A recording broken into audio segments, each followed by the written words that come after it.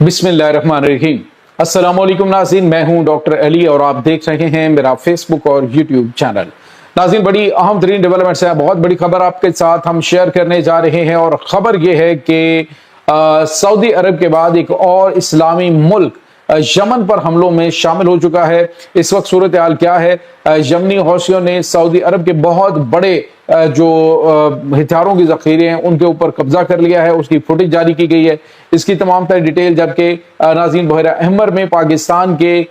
जो तेल बरदार बहरी जहाज़ के साथ क्या हुआ है, इसकी भी ताज़ा तरीन अपडेट्स आपके साथ हम आज के व्लॉग में शेयर करेंगे। वीडियो की तफसील में जाने से पहले अगर आपने हमारे इस चैनल को सब्सक्राइब नहीं किया हुआ तो आपसे गुजारिश है काइंडली इसको सब्सक्राइब कर लें और बेल आइकन को जरूर दबा दें ताकि हमारी आने वाली वीडियो सबसे पहले आप तक पहुंच सकें। नाज़रीन, हम आपके शुक्रगुजार हैं जो आप हमारे वीलॉग्स को देखने के लिए वक्त निकालते हैं और कमेंट सेक्शन में अपनी मोहब्बतों का इजहार भी करते हैं। नाज़रीन, इस वक्त सूरत हाल मशरक़ वस्ता की अमेरिका और ईरान के दरमियान तो फिलहाल सुकून पैदा हो गया है और एक दूसरे को मार मार के दोनों ममालिक जो हैं वो अभी सुकून में बैठे हुए हैं। जबकि दूसरी तरफ सऊदी अरब जो है वो शायद अब एक नया जो कन्फ्लिक्ट शुरू हुआ है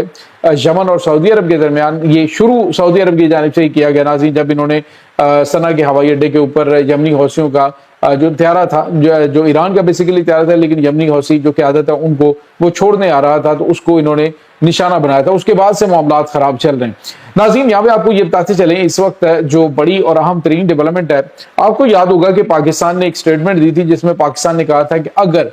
पाकिस्तान के तेल बरदार बहरी जहाज को निशाना बनाया गया तो उसके संगीन नताइज भुगतने पड़ेंगे और अक़वाम मुत्तहिदा की करारदादों के मुताबिक फिर उसका मुनासिब जवाब दिया जाएगा। अब नाज़रीन हुआ यह है कि पाकिस्तान का जो तेल बरदार बहरी जहाज है जो कि सऊदी अरब से निकला और बहरा अहमर से होता हुआ बाहिफाजत उन यमनी हौसियों के इलाके से होता हुआ जो है वो अपनी मंजिल की जानिब रमा दमा है और इस जहाज के ऊपर किसी किस्म का कोई हमला नहीं हुआ। इसका मतलब आप समझ सकते हैं कि यमन जो है वो पाकिस्तान को वैल्यू भी कर रहा है। उसकी वजह लास्ट टाइम आपको पता 2015 में जब सऊदी अरब ने यमन के ऊपर हमले शुरू किए थे तो उन्होंने पाकिस्तान से फौज मांगी थी, इन हमलों में साथ देने के लिए कहा था, लेकिन पाकिस्तान ने इनकार कर दिया था। सऊदी अरब के और पाकिस्तान के ताल्लुकात भी खराब रहे थे और अभी रिसेंटली जब ईरान के वज़ीरे दाखिला पाकिस्तान के दौरे पे आए तो पाकिस्तान ने इस मामले के ऊपर बड़े वाज़ेह अल्फाज में कहा कि पाकिस्तान के किसी भी बहरी जहाज के ऊपर हमला हुआ, वो चाहे स्ट्रेट ऑफ हुर्मस हो, चाहे वो बाबुल मंदुब का एरिया हो, तो पाकिस्तान जो है वो उसका मुंह तोड़ जवाब देगा। अब नाज़रीन, यमनी हौसियों ने एक तो चाइना के जो तेल बरदार 2 बहरी जहाज हैं उन्होंने गुजरने दिया है और पाकिस्तान के तेल बरदार बहरी जहाज को गुजरने दिया है। इसका मतलब आप समझ सकते हैं कि पाकिस्तान जो है वो, इसका मतलब है कि सऊदी अरब और यमन के दरमियान कुछ मामलात जो हैं वो बेहतर करने में किरदार अदा कर सकता है। दूसरी तरफ नाज़रीन, आपको यह भी बताते चलें कि सऊदी अरब के जंगी तैयारों की जानिब से जो यमन के अहम तरीन हौसियों के ठिकाने हैं उनको निशाना बनाने का सिलसिला जारी है। नाज़रीन, यहाँ पे आपको ये बताते चलें कि इस वक्त पहले ही मिस्र और उसके बाद यूनान है और इसी तरह से उर्दन है, ये दरपर्दा यानी पहले ही इस मिशन में यमन के ऊपर हमलों में सऊदी अरब का साथ दे रहे हैं। और अब खबर आ रही है कि तुर्की की एयरफोर्स है, तुर्क एयरफोर्स जो है वो भी सऊदी अरब पहुंची है। अब क्या ये यमन के ऊपर हमले करने के हवाले से जो है वो वहां पे गए हैं या क्या मामलात हैं, फिलहाल इस हवाले से जो है वो कुछ भी नहीं कहा जा सकता, लेकिन ये कहा जा रहा है कि वो भी इन हमलों में हिस्सा लेंगे। मेरे ख्याल में नाज़रीन, इस वक्त यमन जो है यमनी हौसियों की जानिब से जो हमले किए जा रहे हैं, जो जवाबी वार किए जा रहे हैं, वो बड़े गैर मामूली हैं और सऊदी अरब को काफ़ी ज़्यादा नुकसान पहुंच रहा है। अभी तक उनके 2 ड्रोन जो हैं तबाह हुए हैं। एक तो अकंची ड्रोन है जो कि बैरक्तार तुर्की का है और दूसरा जो है वो विंगलोंग है जो कि चाइना का ड्रोन सऊदी अरब इस्तेमाल करता है। उसको जो है वो लो अल्टीट्यूड के ऊपर परवाज के लिए भेजा गया और यमनियों ने उसे तबाह कर डाला। तो ये 2 बड़े नुकसान इनको हो चुके हैं। दूसरी तरफ नाज़रीन, इस वक्त सऊदी अरब के जो गनशिप हेलीकॉप्टर्स हैं वो भी जो कि कम बुलंदी पे परवाज करते हैं तो उनकी तरफ से भी अटैक किया जा रहा है। जबकि जो ग्राउंड ऑपरेशन है यानी जो ग्राउंड फोर्सेज हैं जो सऊदी अरब की हमायत याफ्ता हैं वो भी यमनी जो हौसी हैं इंसारुल्लाह हैं उनके इलाकों में इस वक्त जारी हैं। दूसरी तरफ नाज़रीन, इस वक्त जो खबर आ रही है वो ये है कि यमन के जो हौसी हैं उन्होंने سعودی عرب کی طرف سے بھیجے جانے والے ہتھیاروں کے ایک بہت بڑے ذخیرے کے اوپر قبضہ کر لیا ہے۔ یہ ہتھیار جو ہے وہ حالیہ دنوں میں جو ان کی جانب سے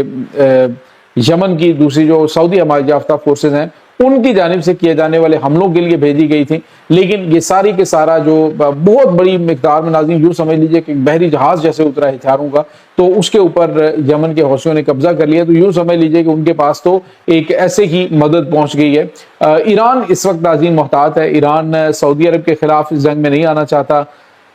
دوسری طرف پاکستان اور سعودی عرب کے تعلقات کی بھی وجہ، اور پاکستان نے وارننگ بھی دی، اور پھر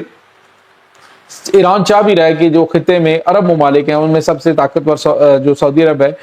اس کے ساتھ وہ نہ بگاڑے، اور اسی وجہ سے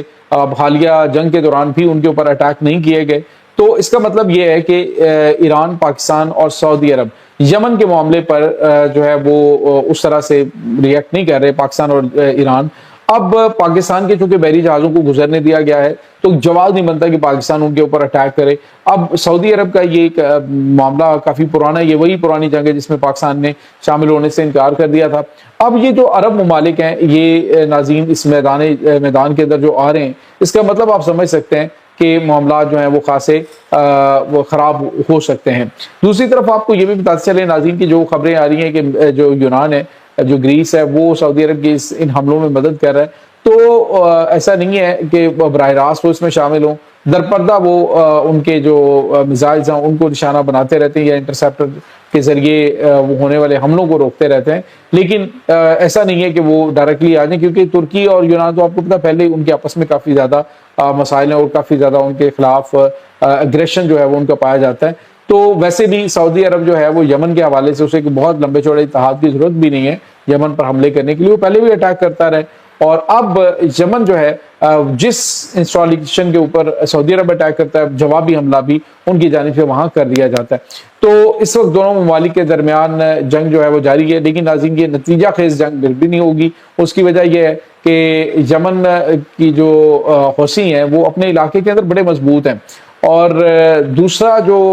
اہم ترین چیز ہے وہ یہ ہے کہ ایران کو اب وہاں پہ مدد کرنے کی، براہ راست مدد کرنے کی ضرورت نہیں ہے۔ ناظرین پچھلے دنوں ایک میں خبر پڑھ رہا تھا، وہ جو ایرانی میڈیا اسی کی تھی، 100 کے قریب جو ہیں وہ ڈرون بنانے والے نئے انجینئر جو ہیں وہ فارغ التحصیل ہو کے وہ پہنچے ہیں یمن میں۔ تو اس کا مطلب آپ سمجھ سکتے ہیں کہ ڈرون جو ہے وہ تو بالکل ان کے بائیں ہاتھ کا کھیل ہے، سستے ترین ڈرون جو ہیں وہ ریڈی کر رہے ہیں، بنا کے وہ دشمن کے اوپر اٹیک کر دیتے ہیں۔ انسٹالیشنز ان کی اتنی خفیہ ہیں کہ امریکہ بھی ان کو نہیں ڈھونڈ پایا، اسی چکر میں اپنے تقریباً 14 سے 15 MQ-9 ریپر ڈرون تباہ کروا چکا ہے۔ تو مطلب کہنے کا یہ ہے کہ وہاں پہ ایک بے سود سی لڑائی سعودی عرب کی جانب سے کی جا رہی ہے، اور اگر دیگر ممالک بھی اس میں باقاعدہ طور پہ شامل ہوتے ہیں تو پھر بھی یہ مقاصد حاصل نہیں ہو سکیں گے، الٹا جو تیل کی قیمتیں ہیں وہ مزید بڑھیں گی باب المندب کے بند ہونے کی وجہ سے۔